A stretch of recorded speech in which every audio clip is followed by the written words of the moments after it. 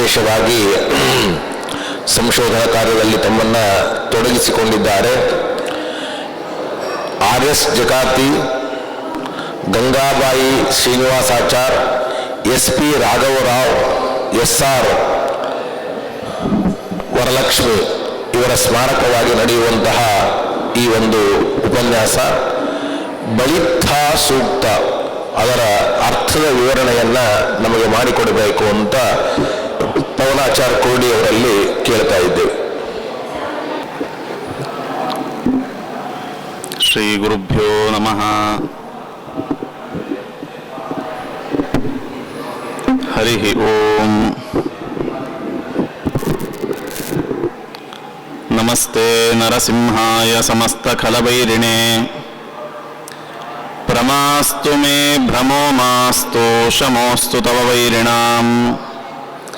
ಅಭ್ರಮಂ ಭಂಗರಹಿತಂ ಅಜಡಂ ವಿಮಲಂ ಸದಾ. ಆನಂದತೀರ್ಥಮತುಲಂ ಭಜೆ ತಾಪತ್ರಯಾಪಹಂ. ಆಪಾದಮೌಲಿಪರ್ಯಂತಂ ಗುರುಣಾಮಾಕೃತಿಂ ಸ್ಮರೇತ್. ತೇನ ವಿಘ್ನಾಃ ಪ್ರಣಶ್ಯಂತಿ ಸಿದ್ಧ್ಯಂತಿ ಚ ಮನೋರಥಾಃ. ಶ್ರೀ ಹರಿವಾಯುಗುರುಭ್ಯೋ ನಮಃ. ಸರ್ವಜ್ಞಾಚಾರ್ಯರ ಸಿಂಹಾಸನದಲ್ಲಿ ವಿರಾಜಮಾನರಾದ ಶ್ರೀಪಾದಂಗಳವರ ಚರಣ ಕಮಲಗಳಲ್ಲಿ ನತಮಸ್ತಕನಾಗಿ ಅಧ್ಯಕ್ಷರಾದ ಆಚಾರ್ಯರ ಪಾದಕಮಲಗಳಿಗೆ ಹಾಗೂ ಪುರತಃ ಸ್ಥಿತರಾದ ಎಲ್ಲ ವಿದ್ವಾಂಸರ ಪದಕಮಲಗಳಿಗೆ ನಮಸ್ಕರಿಸಿ, ಬೆಳಗ್ಗೆಯಿಂದ ಶುದ್ಧಿಯ ಬಗ್ಗೆ ಅನೇಕ ವಿಷಯಗಳನ್ನು ನಾವೆಲ್ಲ ಚರ್ಚೆ ಮಾಡಿದ್ದೇವೆ, ವಿಮರ್ಶೆ ಮಾಡಿದ್ದಾರೆ, ತಿಳ್ಕೊಳ್ಳಿಕ್ಕೆ ಪ್ರಯತ್ನ ಆಗಿದೆ. ಬಾಹ್ಯ ಶುದ್ಧಿಗಾಗಿ ಸ್ನಾನ ಬೇಕು. ಬಾಹ್ಯ ಶುದ್ಧಿ ಮಾಡಿಕೊಳ್ಳುವ ಪರಿಸ್ಥಿತಿ ಇಲ್ಲದ ಸಮಯದಲ್ಲಿ ಅಂತರಶುದ್ಧಿಯಾದರೂ ಆಗಬೇಕು ಅಂಥೇಳಿ ಧ್ಯಾನ ಸ್ನಾನಾದಿಗಳನ್ನು ನಿರೂಪಣೆ ಮಾಡಿದ್ದು. ಆದರೆ ಈ ಎಲ್ಲ ವಿಧವಾದ ಪಾಪಗಳಿಂದ ನಾವು ದೂರರಾಗಬೇಕಾದರೆ ಫಲಶ್ರುತಿಯೇ ಹೇಳ್ತದೆ, ಸಂವತ್ಸರ ಕೃತಂ ಪಾಪಂ. ಒಂದು ವರ್ಷದಲ್ಲಿ ಮಾಡಿದ ಪಾಪಗಳ ಸಮೂಹಗಳನ್ನು, ಅದು ಪಾಪದ ಸಮೂಹ ಎಷ್ಟು ಅಂತ ಲೆಕ್ಕ ಇಡ್ಲಿಕ್ಕಾಗಲ್ಲ. ವೈದ್ಯರಾದ ಅಮಿತ ವಿಕ್ರಮ್ ಅವರು ಹೇಳಿದರು, 1 ml ರಕ್ತ ಕಣಗಳಲ್ಲಿ ಇರುವಂತಹ ಜೀವರಾಶಿಯನ್ನೇ ಲೆಕ್ಕ ಇಡ್ಲಿಕ್ಕೆ ಬರಲ್ಲ ಅಂಥೇಳಿ. ಹಾಗೆ ಒಬ್ಬೊಬ್ಬ ಜೀವರಾಶಿಯಲ್ಲಿರುವ ಸಮೂಹದಲ್ಲಿರುವ ಒಬ್ಬೊಬ್ಬ ವ್ಯಕ್ತಿ ಮಾಡುವಂತಹ ಪಾಪರಾಶಿಯನ್ನು ಲೆಕ್ಕ ಇಡ್ಲಿಕ್ಕೆ ಸಾಧ್ಯ ಇಲ್ಲ. ವಿಜಯೇಂದ್ರ ತೀರ್ಥ ಶ್ರೀಪಾದಂಗಳವರು ಹೇಳಿದಂತೆ, ಪ್ರತಿಯಾಮಂ, ಪ್ರತಿಯೊಂದು 3 ಗಂಟೆಗೆ ನಾವು ಪಾಪರಾಶಿಗಳನ್ನು ಲೆಕ್ಕ ಇಲ್ಲಾರ್ದಷ್ಟು ಮಾಡ್ತೇವೆ ಅಂತ. ಅಷ್ಟೆಲ್ಲ ಪಾಪಗಳಿಂದ ನಾವು ದೂರರಾಗಬೇಕಾದ್ರೆ ನಮ್ಮನ್ನು ಪ್ಯೂರಿಫೈ ಮಾಡುವಂತಹ, ಶುದ್ಧೀಕರಿಸುವಂತಹ ಒಂದು ದೊಡ್ಡ ಶಕ್ತಿ ನಮಗೆ ಬೇಕು. ಆ ಶಕ್ತಿ ಯಾವುದು ಅಂದರೆ ಅದು ಪವಮಾನ ಶಕ್ತಿ. ವಾಯುದೇವರೇ ಕ್ಷಣ ಕ್ಷಣದಲ್ಲಿ ನಿಂತು ನಮ್ಮಲ್ಲಿ ಪ್ರತಿದಿನಂ ಪ್ರತಿ ಕ್ಷಣಂ ಬುದ್ಧಿಶೋಧಕೇನ ಅಂತ ರಾಯರು ತಿಳಿಸಿದಂತೆ, ಅವರು ಬೆಳಗ್ಗೆ ಹೇಳ್ತಾ ಡಾಕ್ಟರ್ ಹೇಳಿದರು, ಮಲಗಿದಾಗ ನಾವೆಲ್ಲ ಇಂದ್ರಿಯಗಳು ಉಪರತ ಆಗಿರುತ್ತದೆ ಅಂದ್ಕೊಳ್ತೇವೆ, ಆದರೆ ನಮ್ಮ ರಕ್ತ ಪ್ರವಾಹ ನಿರಂತರವಾಗಿರುತ್ತದೆ. ಅದು ಎಷ್ಟು ವೇಗವಾಗಿರುತ್ತದೆ ಅಂದರೆ ಅದನ್ನು ತಡೆಯೊಡ್ಡೋದು ಕಷ್ಟ ಅಂತ. ಆದರೆ ಈ ವಿಷಯದಲ್ಲಿ ನಮಗೂ ಶಾಸ್ತ್ರಕ್ಕೂ ವೈದ್ಯಶಾಸ್ತ್ರಕ್ಕೂ ಸ್ವಲ್ಪ ವ್ಯತ್ಯಾಸ ಅನ್ನಿಸ್ತದೆ. ಎಲ್ಲ ಇಂದ್ರಿಯಗಳು ಉಪರತ ಆದಾಗ ರಕ್ತ ಸಂಚಾರ ಆಗ್ತಾ ಇದೆ ಅಂದರೆ ಅದು ಇಂದ್ರಿಯಾಭಿಮಾನಿ ದೇವತೆಗಳ ಕಾರ್ಯವೋ ಪ್ರಾಣದೇವರ ಕಾರ್ಯವೋ ಅಂತ ವಿಚಾರ ಮಾಡಬೇಕು. ಸಪ್ತಧಾತುಗಳಲ್ಲಿ ಏನೊಂದು ರಕ್ತಾಭಿಮಾನಿ ದೇವತೆ ಇದ್ದಾನೆ. ಆ ರಕ್ತಾಭಿಮಾನಿ ದೇವತೆಯು ಸುಪ್ತನಾದಾಗ, ವ್ಯಕ್ತಿ ಗಾಢ ನಿದ್ರಾವಸ್ಥೆಯಲ್ಲಿದ್ದಾಗ, ಅವನು ಗಾಢ ನಿದ್ರಾವಸ್ಥೆ ಅಂದರೆ ಅವನು ಉಪರತಿ ಆಗಿದೆ ಅಂತ ಅರ್ಥ. ಆವಾಗಲೂ ರಕ್ತ ಸಂಚಾರ ಅವ್ಯಾಹತವಾಗಿ ನಡೆದಿದೆ ಅಂತಂದ್ರೆ ಅದು ಆ ವ್ಯಕ್ತಿಗಿಂತ ವ್ಯಕ್ತಿಯ ಒಳಗಿರುವ ಪ್ರಾಣಶಕ್ತಿಯ ಕೆಲಸ ಅಂತ ಅನ್ನಿಸ್ತದೆ. ಅಂತಹ ಪ್ರಾಣದೇವರನ್ನ ತಿಳಿಸುವಂತಹ ಸೂಕ್ತ ಅದು ಪ್ರಾಣಾಗ್ನಿ ಸೂಕ್ತ ಅಂತ ಪ್ರಸಿದ್ಧವಾದದ್ದು. ವ್ಯವಹಾರದಲ್ಲಿ ಅದಕ್ಕೆ ನಾವು ಬಳಿತ್ಥಾ ಸೂಕ್ತ ಅಂತ ಹೇಳ್ತೇವೆ. ತಲವಕಾರ ಉಪನಿಷತ್ತು ಪ್ರಸಿದ್ಧವಾದದ್ದು ತಲವಕಾರ ಅಂತ ಅದಕ್ಕೆ ನಾಮ. ನಾವು ವ್ಯವಹಾರದಲ್ಲಿ ಅದಕ್ಕೆ ಕೇನೇಶಿತಂ ಪದತಿ ಪ್ರೇಷಿತಂ ಮನಃ ಅಂತ ಆರಂಭ ಮಾಡ್ತದೆ. ಆದ್ದರಿಂದ ಕೇನೋಪನಿಷತ್ತು ಅಂತ ಹೇಗೆ ವ್ಯವಹಾರ ಮಾಡ್ತೀವೋ ಹಾಗೆ ಅನುಕ್ರಮಣಿಕ ಋಷಿಗಳ ಒಂದು ಕ್ರಮ ಏನು ಅಂದರೆ ಯಾವುದರಿಂದ ಆರಂಭ ಆಗ್ತದೆ ಅದನ್ನೇ ಹೆಸರಲ್ಲಿ ವ್ಯವಹಾರ ಮಾಡೋದು ಅಂತ. ಆದ್ದರಿಂದ ಬಳಿತ್ಥ ಅಂತ ಶುರುವಾಗೋದ್ರಿಂದಾಗಿ ಇದಕ್ಕೆ ಬಳಿತ್ಥ ಸೂಕ್ತ ಅಂತ ಕರೀತಾ ಇದ್ದಾರೆ. ಇದನ್ನು ಕಂಡುಕೊಂಡ ಋಷಿಗಳು, ದೀರ್ಘತಮ ಋಷಿಗಳು, ಅವರಿಗೆ ಶತರ್ಚಿ ಅಂತ ಹೆಸರಿದೆ. ಅಂದರೆ ನಿರಂತರವಾಗಿ 100 ವೇದ ಮಂತ್ರಗಳನ್ನು ಕಂಡುಕೊಂಡ ಕೆಲವು ಋಷಿಗಳಲ್ಲಿ ಅವರು ಒಬ್ಬರಾಗಿದ್ದಾರೆ.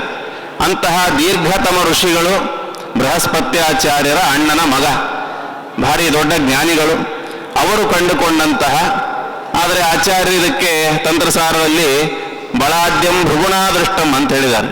ಹಾಗಿದ್ರೆ ಭೃಗು ಋಷಿಗಳಿಂದ ದೃಷ್ಟವಾದದ್ದು, ದೀರ್ಘತಮರಿಂದ ದೃಷ್ಟವಾದದ್ದು ಅಂದರೆ ವ್ಯಾಖ್ಯಾನಗಳಲ್ಲೇ ಪ್ರಕಾರ ಭೇದಗಳಿದೆ. ಭೃಗುಗೋತ್ರೋತ್ಪನ್ನರಾದವರು ದೀರ್ಘತಮ ಋಷಿಗಳು, ಆದ್ದರಿಂದ ಇದು ಭೃಗುಣಾದೃಷ್ಟಂ ಅಂತ ಹೇಳಿದ್ದು ಅಂತ ಒಂದು ಅಭಿಪ್ರಾಯ ಇದ್ರೆ, ಇದರಲ್ಲಿ ಆದ್ಯ 5 ಮಂತ್ರಗಳನ್ನು ನಾವು ಇವತ್ತು ಬಳಿತ್ಥ ಸೂಕ್ತ ಅಂತ ವ್ಯವಹಾರ ಮಾಡ್ತಾ ಇದ್ದೀವಿ. ಇಷ್ಟೇ ಇಲ್ಲ, ಅದು 5 ವರ್ಗಗಳಿದೆ. ಆ 5 ವರ್ಗಗಳಲ್ಲಿ ಒಂದು ವರ್ಗ ಭೃಗು ಋಷಿಗಳು ಕಂಡುಕೊಂಡಿದ್ದಾರೆ, ಉಳಿದದ್ದನ್ನು ದೀರ್ಘತಮ ಋಷಿಗಳು ಕಂಡುಕೊಂಡಿದ್ದಾರೆ ಅಂತನ್ನೋ ಅಭಿಪ್ರಾಯವು ವ್ಯಾಖ್ಯಾನಕಾರರಲ್ಲಿದೆ. ಜಗತಿ ಛಂದಸ್ಸಿನಲ್ಲಿರುವಂತಹ ಮಂತ್ರ ಒಂದೊಂದು ಪಾದದಲ್ಲಿ 12 ಅಕ್ಷರ ಇದ್ರೆ ಅದಕ್ಕೆ ಜಗತಿ ಛಂದಸ್ಸು ಅಂತ ಕರೀತಾರೆ. ಉಳಿದ ಛಂದೋಭಿಮಾನಿ ದೇವತೆಗಳು ಬೇರೆ ಬೇರೆ. ಆದರೆ ಜಗತಿ ಛಂದಸ್ಸಿಗೆ ಎಲ್ಲ 6 ಛಂದಸ್ಸಿನ ಅಭಿಮಾನಿನಿಯರು ಜಗತಿ ಛಂದಸ್ಸಿಗೆ ಅಭಿಮಾನಿನಿಗಳಾಗಿದ್ದಾರೆ.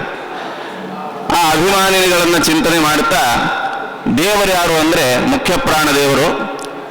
ಬೇರೆ ಮತದ ಭಾಷ್ಯಕಾರರು ಇದನ್ನು ಅಗ್ನಿಪರವಾಗಿ ವ್ಯಾಖ್ಯಾನ ಮಾಡಿ 5 ಮಂತ್ರಗಳನ್ನು ಅಗ್ನಿಪರವಾಗಿ, ಲೌಕಿಕ ಅಗ್ನಿಯ ಪರವಾಗಿ ವ್ಯಾಖ್ಯಾನ ಮಾಡಿದ್ದಾರೆ.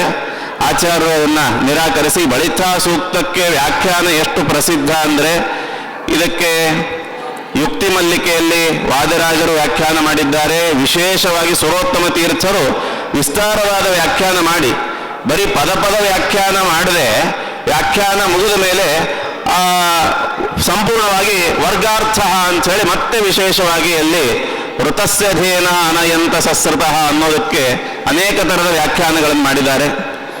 ಸ್ವಯಂ ಟೀಕಾರಾಯರು ಸುಧಾದಲ್ಲಿ ಇದಕ್ಕೆ ವ್ಯಾಖ್ಯಾನ ಬರೆದಿದ್ದಾರೆ, ರಾಯರು ಬರೆದಿದ್ದಾರೆ.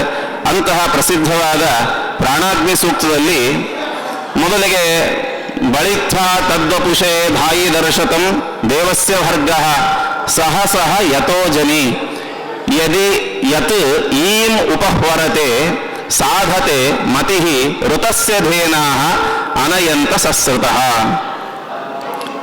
ಇಲ್ಲಿ ಪ್ರಮುಖವಾಗಿ 5 ಮಂತ್ರ.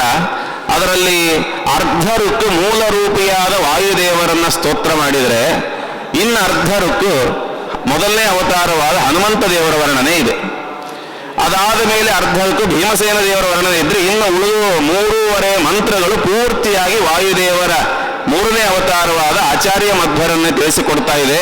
ಯುಕ್ತಿ ಮಲ್ಲಿಕೆಯಲ್ಲಿ ರಾಜರು ಹೇಳುವಂತೆ ವೇದ ವಧುವು ಕೂಡ ಆಚಾರ್ಯರ ಮಾತನ್ನೇ ಅನುಸರಿಸಬೇಕು ಅನ್ನೋ ಬಯಕೆ ಉಂಟಾಗಿದೆ. ಆದ್ದರಿಂದ 3.5 ಮಂತ್ರಗಳಿಂದ ಆಚಾರ್ಯರ ಜ್ಞಾನೋಪದೇಶದ ಅವತಾರವಾದ ಮಧ್ವಾವತಾರವನ್ನು ವರ್ಣನೆ ಮಾಡಿದ್ದಾರೆ ಅಂತ. ಇಲ್ಲಿ ಮೊದಲನೇ ಶಬ್ದವೇ ಬಳಿತ್ಥ ಅನ್ನೋಲ್ಲಿ ಬಟ್ ಅಂತ ಶಬ್ದ, ಬಟ್ ಇತ್ಥ ಅಂತ.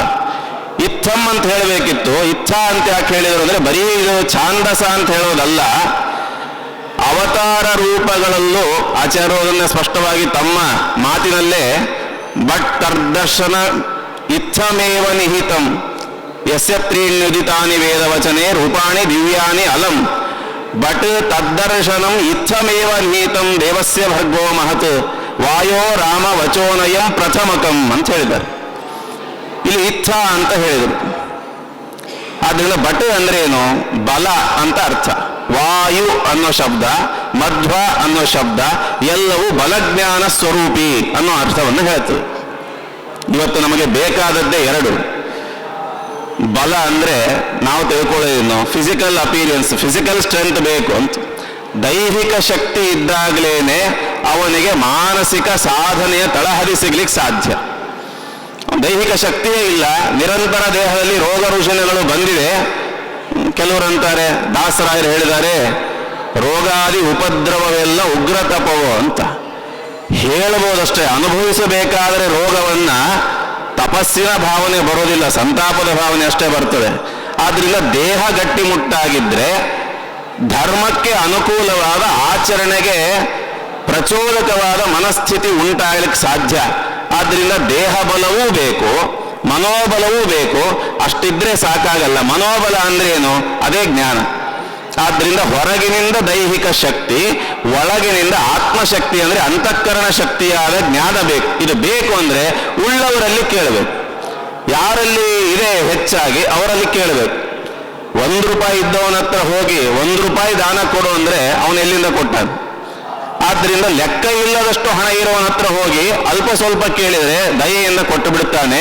ವಾಯುದೇವರಲ್ಲಿ ಭಗವದ್ ಅನುಗ್ರಹದಿಂದ ಮೂಲ ರೂಪದಲ್ಲಿ ಮಾತ್ರವಲ್ಲ, ಅವತಾರ ರೂಪಗಳಲ್ಲೂ ಮೂಲ ರೂಪದಂತೆ ಸಮಾನವಾಗಿ ಸಮಾನವಾಗಿ ವಪುಷೇ ಅಧಾಯಿ ಅವತಾರ ರೂಪಗಳಲ್ಲೂ ಕೂಡ ಮೂಲ ರೂಪದಷ್ಟೇ ಬಲ ಜ್ಞಾನ ಎಲ್ಲವೂ ಅವರಲ್ಲಿ ತುಂಬಿತು ಹೋಗ್ತಾ ಇದೆ. ಇದರಿಂದ ಉಳಿದ ದೇವತೆಗಳಲ್ಲಿ ವಾಯುದೇವರಲ್ಲಿ ತಾರತಮ್ಯ ಗೊತ್ತಾಗ್ತದೆ. ಇಂದ್ರದೇವರು ವಾಲಿಯಾಗಿ ಬಂದರು, ಅರ್ಜುನನಾಗಿ ಬಂದರು. ಅದೇ ಇಂದ್ರದೇವರಿಗೆ ಮೂಲ ರೂಪದಲ್ಲಿರುವ ಬಲಜ್ಞಾನಗಳು ಅವತಾರ ರೂಪಗಳಲ್ಲಿ ಹ್ರಾಸ ಆಗೇ ಆಗ್ತದೆ ಅಂತ ಆಚಾರ್ಯರ ನಿರ್ಣಯ ಇದೆ. ಆದರೆ ವಾಯುದೇವರಿಗೆ ಮಾತ್ರ ಹಾಗಲ್ಲ. ಶೇಷಾಂಶನಾದಂತಹ ಲಕ್ಷ್ಮಣನಿಗೆ ಇನ್ನೊಬ್ಬರು ರಾಮಾಯಣದ ಯುದ್ಧದಲ್ಲಿ ನಿನ್ನ ಮೂಲ ರೂಪ ಸ್ಮರಣೆ ಮಾಡುವಂತ ಮಾಡಿದ ಮೇಲೆ ಅವನ ಭಾರ ಹೆಚ್ಚಾಯಿತು, ಅವನನ್ನು ಕೆಳಗಿಟ್ಟು ಹೋದ ಅಂತ. ಉಳಿದವರಿಗೆ ಹಾಗಾಗ್ತದೆ, ಆದರೆ ವಾಯುದೇವರಿಗೆ ಹಾಗಾಗಲ್ಲ. ಆದ್ದರಿಂದ ಮೂಲ ರೂಪದಲ್ಲಿ ಇದ್ದಷ್ಟೇ ಅವತಾರ ರೂಪಗಳಲ್ಲಿ ಅವರಿಗೆ ಶಕ್ತಿ ಇದೆ. ಇನ್ನು ದರ್ಶತಂ ಅಂತ ಹೇಳಿದ್ರು. ದರ್ಶ ಅಂದ್ರೆ ಜ್ಞಾನ. ಅದೇನಾಗಿದೆ? ಅವರಿಗೆ ತತವಾಗಿದೆ, ವ್ಯಾಪ್ತವಾಗಿದೆ. ಆದ್ದರಿಂದ ಯುಕ್ತಿ ಮಲ್ಲಿಕೆಯಲ್ಲಿ ಸುರೋತ್ತಮ ತೀರ್ಥರು ವ್ಯಾಖ್ಯಾನ ಮಾಡ್ತಾ ಅನೇಕ ದರ್ಶನಗಳಲ್ಲಿ ಇವರಿಗೆ ಪಾರಂಗತಿ ಇದೆ. ಆದ್ದರಿಂದ ಬಲಗಡೆ ಗಲಾಟೆ ಜಾಸ್ತಿ ಆಗ್ತಾ ಇದೆ. ಬಲಗಡೆ ಆ ಕಡೆ ಗಲಾಟೆ ಮಾಡ್ತಾ ಇದ್ದಾರೆ ನೋಡಿ. ಆದ್ದರಿಂದ ದರ್ಶತಂ ಅನ್ನೋರಿಂದ ಇವರು ಸರ್ವಜ್ಞರು ಅಂತ ನಿರೂಪಣೆ ಆಗಿದೆ. ದೇವಸ್ಯ ಭರ್ಗ, ಕ್ರೀಡಾದಿ ಗುಣ ವಿಶಿಷ್ಟನಾದ ಪರಮಾತ್ಮನನ್ನ ಭರಣ ಮಾಡಿ ಗಮನ ಮಾಡೋರು. ಆದ್ದರಿಂದ ಇವರಿಗೆ ಭರ್ಗ ಅನ್ನೋ ಹೆಸರಿದೆ. ಮೂಲ ರೂಪದಲ್ಲಿ ಆಗಿದೆ, ಅವತಾರ ರೂಪಗಳಲ್ಲೂ ಇವರು ಭರ್ಗರಾಗಿದ್ದಾರೆ. ಹನುಮದ ಅವತಾರದಲ್ಲಿ ಆ ದಾಸರಾಯರು ಹೇಳುವಂತೆ ಬಲಭುಜದಲ್ಲಿ ಪರಮಾತ್ಮ, ಎಡಭುಜದಲ್ಲಿ ಜೀವಿಯನ್ನ ಕೂಡಿಸ್ಕೊಂಡು ವಾಯುದೇವರು ಹೋಗ್ತಾರೆ ಅಂತ. ಹಾಗೆ ಹನುಮಂತ ಬಲಭುಜದಲ್ಲಿ ರಾಮದೇವರನ್ನ, ಎಡಭುಜದಲ್ಲಿ ಜೀವಾಭಿಮಾನಿಯಾದಂತಹ ಶೇಷಾಂಶನಾದ ಲಕ್ಷ್ಮಣನನ್ನ ಕೂಡಿಸ್ಕೊಂಡು ಹೋದ. ಅದರಿಂದ ತಾನು ಜೀವ ಪರಮಾತ್ಮ ವಾಹಕ ಅಂತ ತಿಳಿಸಿಕೊಟ್ಟ ಅಂತ ಹೇಳ್ತಾರೆ. ಭೀಮಾವತಾರದಲ್ಲೂ ಕೂಡ ಪರಮಾತ್ಮನನ್ನ ಮನಸ್ಸಿನಲ್ಲಿ ಭರಣ ಮಾಡಿ ಉಳಿದ ಜೀವಿಗಳಂತಿರುವ ತನ್ನ ತಮ್ಮಂದಿರನ್ನ, ಅಣ್ಣನನ್ನ, ತಾಯಿಯನ್ನ ಅರಗಿನ ಮನೆಯ ಭಸ್ಮ ಮಾಡುವ ಸಮಯದಲ್ಲಿ ಅವರನ್ನೆಲ್ಲ ಹೊತ್ತುಕೊಂಡು ತಾವು ಹಿಡಿಂಬವದಕ್ಕೆ ಪ್ರವೇಶ ಮಾಡಿದ್ದಾರೆ. ಆದ್ದರಿಂದ ಭರಣಗಮನ ಕರ್ತೃತ್ವ ಅದು ಪರಮಾತ್ಮನಲ್ಲಿ ಮಾತ್ರವಲ್ಲ, ಅದು ಅವರ ಅನುಗ್ರಹದಿಂದ ವಾಯುದೇವರಲ್ಲೂ ಇದೆ. ಆದ್ದರಿಂದ ಅವತಾರ ರೂಪಗಳಲ್ಲೂ ಆ ಶಕ್ತಿ ಅವರಿಗಿದೆ. ಇನ್ನ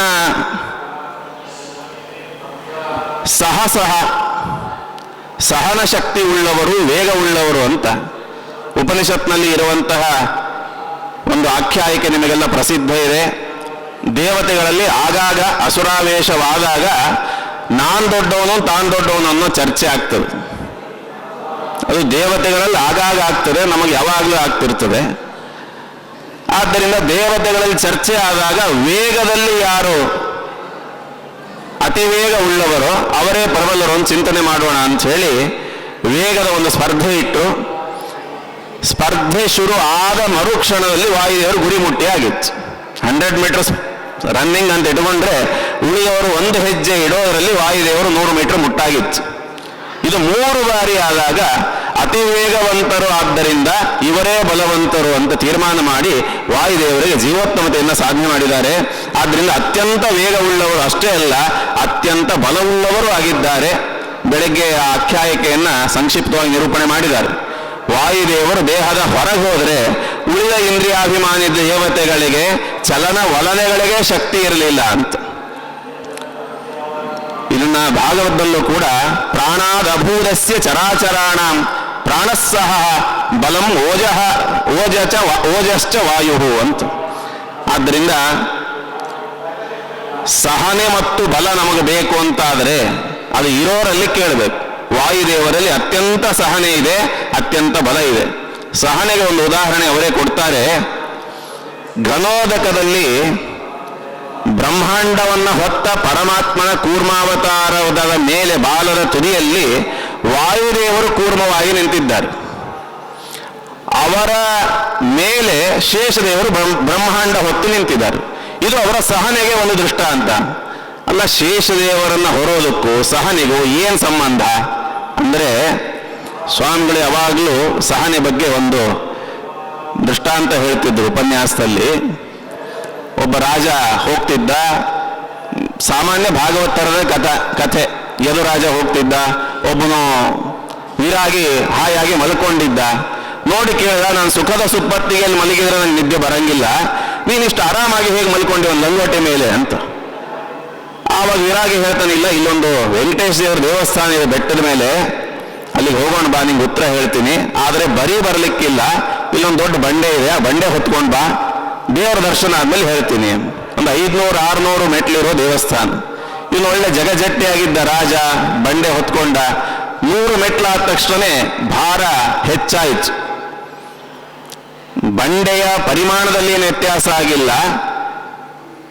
ರಾಜನ ಪರಿಮಾಣದಲ್ಲೂ ಏನು ವ್ಯತ್ಯಾಸ ಆಗಿಲ್ಲ. ಆದರೆ ಬಂಡೆ ಹೊರುವ ಸಮಯ ಜಾಸ್ತಿ ಆಯಿತು, ಭಾರ ಹೆಚ್ಚಾಯಿತು. ಕೇಳಿದ, ಉತ್ತರ ಕೊಡ್ರಿ. 200 ಆದ್ಮೇಲೆ ಸಹನೆ ಕಟ್ಟೆ ಹೊಡಿತು. 600 ಹೊತ್ತಿಗೆ ನೀವು ಉತ್ತರ ಕೊಡದೇ ಇದ್ರೆ ಕಲ್ಲು ನಿಮ್ಮ ತಲೆ ಮೇಲೆ ಹಾಕಿ ಹೋಗ್ತೀನಿ ನೋಡ್ರಿ ಅಂತ ಹೇಳಿದ್ರು. ಅವ್ರಂದ್ರೆ ಇನ್ನೇನು ಬಂದ್ಬಿಡ್ತು ಅಂತ ಹೋಗಿ ದರ್ಶನ ಮಾಡಿದ್ರು. ಆಮೇಲೆ ವಾಪಸ್ ಹೋಗ್ಬಿಟ್ರು. ಹೋಗ್ತಿರ್ಬೇಕಾದ್ರೆ ಅವ್ನು ಕೇಳಿದ, ಇಷ್ಟೆಲ್ಲ ಭಾರ ಹೊರಿಸಿದ್ರಿ, ನಂಗೆ ಉತ್ತರನೇ ಕೊಡ್ಲಿಲ್ವಲ್ಲ, ನೀವು ಆರಾಮಾಗಿರ್ಲಿಕ್ಕೆ ಏನು ಕಾರಣ ಅಂದ್ರೆ, ಅವ್ರು ಹೇಳಿದ್ರು, ಒಂದು 50-60 kg ಬಂಡೆ, ಜಡವಾದ ವಸ್ತು, ಅದನ್ನು ನೀನು ಹೊತ್ತುಕೊಂಡು ಒಂದು 600 ಮೆಟ್ಲು ಹೊರಲಿಕ್ಕೆ ನಿನ್ನ ಕೈಲಿ ಆಗಲಿಲ್ಲ, ಭಾರ ಅನಿಸ್ತದೆ.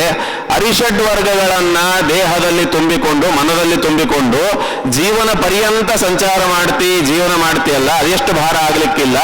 ಮೊದಲಿಗೆ 6 ಕಲ್ಲುಗಳನ್ನ ದೇಹದಿಂದ ಹೊರಗಾಕು, ಮನಸ್ಸಿಂದ ಹೊರಗಾಕು, ಆವಾಗ ಸುಲಭ ಆಗ್ತದೆ ನೀನು ಜೀವಿಸೋದು ಅಂತ. ಹಾಗಾದ್ರೆ ಭಾರ ಅನ್ನೋದು ನಮ್ಮ ಸಹನೆಯನ್ನು ಪರೀಕ್ಷೆ ಕೊಡುತ್ತದೆ. ವಾಯುದೇವರಿಗೆ ಎಷ್ಟು ಸಹನೆ ಇದೆ ಅಂದ್ರೆ, ಇಡೀ ಬ್ರಹ್ಮಾಂಡ ಹೊತ್ತ ಶೇಷದೇವರನ್ನ ಅಂದಿನಿಂದ ಇಂದಿನವರೆಗೂ ಎಂದೆಂದೂ ಹೊತ್ತುಕೊಂಡೇ ಇರ್ತಾರಾದ್ದರಿಂದ ಭಾರದಿಂದ ಅವರ ಸಹನೆ ಕೆಡಲಾದ್ದರಿಂದ ಅತ್ಯಂತ ಸಹನಶೀಲರು ವಾಯುದೇವರು ಅಂತ ಗೊತ್ತಾಗ್ತದೆ. ಇನ್ನು ಅಸುರರ ಉಪದ್ರವವನ್ನ ತಡೆದುಕೊಂಡದ್ದು, ಅವರಿಗೆ ಆಖಣಾಶ್ಮ ಸಮ ಅನ್ನೋ ಆಖ್ಯಾಯಿಕೆ ನಮಗೆ ಉಪನಿಷತ್ತಲ್ಲಿ ಬರ್ತದೆ. ಪ್ರತಿಯಾಗಿ ಏನೋ ಮಾಡಲಿಲ್ಲ, ಇಡೀ ಅಸುರ ಸಮೂಹವೇ ಬಂದು ಅವರನ್ನು ಬಡಿದು ಅವರು ಪುಡಿ ಆದರೂ ಹೊರತಾಗಿ ವಾಯುದೇವರು ಏನೂ ಮಾಡಲಿಲ್ಲ. ಆದ್ದರಿಂದ ಅಂತಹ ವಾಯುದೇವರು ಸಹನಶೀಲರು. ಇನ್ನ ಹರಿವಂಶದಲ್ಲೂ ಕೂಡ ಮತಿ, ವಾಯುದೇವರ ಮೂಲ ರೂಪಕ್ಕೂ ಮತಿ ಅಂದ್ರೆ ಜ್ಞಾನ ಸ್ವರೂಪ ಅಂತ ಅರ್ಥ. ಹನುಮ, ಭೀಮ, ಮಧ್ವಾವತಾರಗಳಲ್ಲೂ ಕೂಡ ಅವರು ಜ್ಞಾನೋಪದೇಶಕರೇ ಆಗಿದ್ದಾರೆ. ತ್ರಿಕೋಟಿ ಮೂರ್ತಿ ಸಂಯುಕ್ತ ತ್ರೇತಾಯಾಂ ರಾಕ್ಷಸಾಂತಕ ಹನುಮಾನಿತಿ ವಿಖ್ಯಾತೋ ರಾಮಕಾರ್ಯ ಧುರಂಧರ ಸವಾಯುರ್ ಭೀಮಸುತ ಅಭೂತ್ ದ್ವಾಪರಾಂತೆ ಕುರುದ್ವಃ ಕೃಷ್ಣಂ ಸಂಪೂಜಯಾಮಾಸ ಹತ್ವಾ ದುರ್ಯೋಧನಾಧಿಕಾನ್ ದ್ವೈಪಾಯನಸ್ಯ ಸೇವಾರ್ಥಂ ಬದರ್ಯಾಂ ಸಕಲೌ ಯುಗೆ ಮತಿರೂಪಧರ ವಾಯು ಭವಿಷ್ಯತಿ ನ ಸಂಶಯ. ಆದ್ರಿಂದ ತ್ರೇತೆಯಲ್ಲಿ 3 ಕೋಟಿ ರಾಕ್ಷಸರನ್ನ, ಕ್ರೋಧವಶರನ್ನ ಸಂಹಾರ ಮಾಡಿದ ಭೀಮಸೇನ ದೇವರೇ, ತ್ರೇತೆಯಲ್ಲಿ ಹನುಮಂತನೇ ಅವರು ಭೀಮ ಆಗಿ ಅವರು ಕ್ರೋಧವಶರನ್ನ ಸಂಹಾರ ಮಾಡಿದ್ರು. ಯಾರು ರಾಮಾಯಣ ಮಹಾಭಾರತಗಳಲ್ಲಿ ಸಂಹಾರ ಆಗದೆ ಉಳಿದಿದ್ರು ರಾಕ್ಷಸರು, ಅವರನ್ನ ಈಗ ವಾಕ್ಯಗಳಿಂದ ಪರಾಜಯಗೊಳಿಸೋದಕ್ಕೋಸ್ಕರವಾಗಿ ಆಚಾರ್ಯರು ದ್ವೈಪಾಯನಸ್ಯ ಸೇವಾರ್ಥಂ ಬದರ್ಯಾಂಸ ಕಲೋ ಯುಗೆ ಮತಿರೂಪಧರ ವಾಯು ಭವಿಷ್ಯತಿ ನ ಸಂಶಯ. ಆದ್ದರಿಂದ ಸರ್ವಮೌಲ್ಯಗಳನ್ನು ರಚನೆ ಮಾಡಲಿಕ್ಕೆ ವೇದಾಂತ ಮಾರ್ಗ ಪರಿಮಾರ್ಗಣ ದೀನದೂನಃ ದೈವೀ ಪ್ರಜಾ ವಿಶರಣ ಕರುಣಾಪದಮ್ನಃ ಆನಂದಯೇಹ ಸುಮುಖ ಭೂಷಿತ ಭೂಮಿಭಾಗ ಪರಮಾತ್ಮ ಆಜ್ಞೆ ಮಾಡಿದ್ದರಿಂದ ಲೋಕಕ್ಕೆ ಜ್ಞಾನ ಕೊಡಲಿಕ್ಕೆ ಬಂದಂತಹ ಮತಿರೂಪ ಅದು ವಾಯುದೇವರ ರೂಪ. ಆಚಾರ್ಯ ಮಧ್ವರು ಬ್ರಹ್ಮಪುರಾಣವು ಹೇಳ್ತದೆ, ಮತಿರೂಪ ಮಾತರಿಶ್ವ ಅಷ್ಟಾವಿಂಶತಿತಮೇ ಕಲೌ ಅವತೀರ್ಯ ವಸತಿ ಅತ್ರ ಮಧ್ವನಾಮ ವರಪ್ರಭು. ಸ್ಕಂದ ಪುರಾಣವು ಕೂಡ ಇದೇ ಮಾತನ್ನು ಹೇಳ್ತಾ ಇದೆ. ಆದ್ರಿಂದ ಹನುಮಂತ ಅಂದ್ರೆ ಏನು, ಮತಿ ಅನ್ನೋ ಶಬ್ದಕ್ಕೆ ಅನೇಕ ಅರ್ಥಗಳನ್ನು ಮಾಡ್ತಾ ಋತಸ್ಯ ಧೇನಾಹ ಅನಯಂತ. ಋತ ಅಂದರೆ ಸತ್ಯ. ದಶಾವತಾರಗಳಲ್ಲಿ ಕೆಲವು ಅವತಾರ ಅಸುರರಿಗೆ ಪ್ರತಾರಣ ಮಾಡಿ ಅವರನ್ನು ಸಂಹಾರ ಮಾಡುವ ಆ ಕ್ಷಣದಲ್ಲಿ ಅವತಾರ ಆಗಿ ಹೋದ ರೂಪಗಳಿವೆ. ಮತ್ಸ್ಯ, ಕೂರ್ಮ, ವರಾಹ, ನಾರಸಿಂಹ, ವಾಮನಾದಿಗಳು. ಪರಶುರಾಮ, ರಾಮ, ಕೃಷ್ಣ ಈ ಅವತಾರಗಳೇನಿದೆ, ಪರಶುರಾಮ ಅವತಾರ ದುಷ್ಟರ ಸಂಹಾರಕ್ಕೆ ಇದ್ದದ್ದು, ಅಲ್ಲಲ್ಲಿ ಅವರು ತತ್ವೋಪದೇಶ ಮಾಡಿದ್ದು ಕಾಣ್ತೇವೆ. ರಾಮಕೃಷ್ಣ ಅವತಾರಗಳು ಇವು ಬಲ ಕಾರ್ಯವೂ ಹೌದು, ಜ್ಞಾನ ಕಾರ್ಯವೂ ಹೌದು. ಆದರೆ ಕೃಷ್ಣಾವತಾರಕ್ಕೆ ಏನೊಂದು ಲೋಕಾಪವಾದ ಇದೆ, ಆ ಲೋಕಾಪವಾದ ರಾಮಾವತಾರಕ್ಕೆ ಇಲ್ವೇ ಇಲ್ಲ. ಇವತ್ತಿಗೂ ಬಯಸೋದು 24ನೇ ತ್ರೇತೆಯಲ್ಲಿ ರಾಮಾವತಾರ ಆಗಿದೆ, 28ನೇ ಕಲಿಯುಗದಲ್ಲಿ ಕೂಡ ನಾವು ಬಯಸೋದೇನೆಂದ್ರೆ ನಮಗೆ ರಾಮರಾಜ್ಯ ಬೇಕು ಅಂತ ಬಯಸ್ತೀವಿ. ಅಷ್ಟು ಜನರಿಗೆ ಅನುರಾಗಕ್ಕೆ ಒಳಗಾದಂತಹ ರೂಪ ಅಂದರೆ ರಾಮರೂಪ. ಎಲ್ಲ ರೂಪಗಳು ಪ್ರಾಮಾಣಿಕ ಆಗಿದ್ದರೂ ಕೂಡ ಜನಾನುರಾಗಿಯಾದ ಸಿದ್ಧವಾದ ರೂಪ ರಾಮರೂಪ. ಆದ್ದರಿಂದ ಹನುಮಂತನಿಂದ ಸೇವ್ಯವಾದ ರೂಪವೂ ಆಗಿದೆ. ಅದನ್ನು ಋತಸ್ಯ ಧೇನಾಹ, ರಾಮಚಂದ್ರನ ಅಮೃತಮಯವಾದ ಮಾತುಗಳನ್ನ ಸಸ್ರುತಃ ಅನಯಂತ. ಹನುಮಂತ ಅಂದ್ರೆ ಹನಂ ಅಂತ. ಹನಂ ಅಂದ್ರೆ ಹನನಂ, ಹನನಂ ಅಸ್ಯ ಅಸ್ತಿ. ಆದ್ರಿಂದ ಹನುಮಾನ್. ಏನು ಹನನಂ ಅಂದ್ರೆ ರಾಮನ ಅಮೃತಮಯವಾದ ಮಾತುಗಳನ್ನ ಸೀತಾದೇವಿಗೆ, ಸೀತೆಯ ಅಮೃತಮಯವಾದ ಮಾತುಗಳನ್ನ ರಾಮದೇವರಿಗೆ. ಹನನಂ ಅಂದ್ರೆ ವಚಸಾಂ ಇತಸ್ತತಃ ಪ್ರಾಪಣಂ ಅಸ್ಯ ಅಸ್ತಿ ಇತಿ ಹನುಮಾನ್. ಅಂದ್ರೆ ಹನುಮಂತ ಅಂದ್ರೆ ಮತಿರೂಪಧರ. ಇವರೇನ್ ಮಾಡಿದ್ರು, ರಾಮದೇವರ ಉಪದೇಶವನ್ನ ಸೀತಾದೇವಿಗೆ, ಸೀತೆಯ ಪ್ರಾರ್ಥನೆಯನ್ನ ರಾಮನಿಗೆ ಮುಟ್ಟಿಸಿದರು. ಅಷ್ಟೇ ಅಲ್ಲ, ಉಪಹ್ವರತೆ, ರಾಮದೇವರ ಸಮೀಪದಲ್ಲಿ ಹನುಮಂತ ವಿಹರಿಸಿದ ಅಂತ ಒಂದರ್ಥ. ಇನ್ನೊಂದರ್ಥ ಹೇಳ್ತಾರೆ ಬಾಗಿದ ಅಂತ. ಸುರೋತ್ತಮ ತೀರ್ಥರು ವ್ಯಾಖ್ಯಾನ ಮಾಡ್ತಾ ಹೇಳ್ತಾರೆ ಬಾಗಿದ. ಯಾಕೆ ಬಾಗಿದ? ಯಾರಾದರೂ ದೊಡ್ಡವರು ಬಂದು ನಮ್ಮ ಎದುರಿಗೆ ಮಾತಾಡ್ತಿರ್ಬೇಕಾದ್ರೆ ಎದೆ ಸೆಟಿಸ್ಕೊಂಡು ಮಾತಾಡಬಾರ್ದು. ತಗ್ಗಿ ಬಗ್ಗಿ ನಮ್ಮ ಮುಖದ ಮುಂದೆ ಕೈ ಹಿಡಿದು ನಮ್ಮ ಎಂಜಲು ಅವರಿಗೆ ಸಿಡಿಯದಂತೆ ಮಾತಾಡಬೇಕು ಅಂತ ಒಂದು ಸಂಪ್ರದಾಯ. ಅದನ್ನು ತಿಳಿಸಿಕೊಟ್ಟವರೇ ಹನುಮಂತ ದೇವರು. ನೀವು ಪಲಿಮಾರು ಮಠದ ಸಂಸ್ಥಾನ ಮೂರ್ತಿಗಳನ್ನು ನೋಡಿದರೆ ಅಲ್ಲಿ ರಾಮ ಲಕ್ಷ್ಮಣ ಸೀತೆಯ ಪ್ರತಿಮೆಗಳನ್ನು ನೋಡ್ತೀರಿ. ಜೊತೆಗೆ ಆಚಾರ್ಯ ಕರಾರ್ಚಿತವಾದ ಹನುಮಂತನ ಪ್ರತಿಮೆ ಏನಿದೆ, ಆ ಪ್ರತಿಮೆ ಹನುಮಂತ ರಾಮದೇವರ ಹತ್ರ ಏಕಾಂತ ಚಿಂತನೆ ಮಾಡಬೇಕಾದ್ರೆ ದೂತ ಸ್ವಾಮಿ ಹತ್ರ ಹೇಗೆ ಮಾತಾಡಬೇಕೋ ಹಾಗೆ ತಾನು ದೇಹವನ್ನು ಬಾಗಿಸಿ ತನ್ನ ಮುಖದ ಮುಂದೆ ಕೈ ಹಿಡಿದು ಪರಮಾತ್ಮ ಹತ್ರ ನಿವೇದನೆ ಮಾಡಿಕೊಂಡಂತೆ ಇದೆ.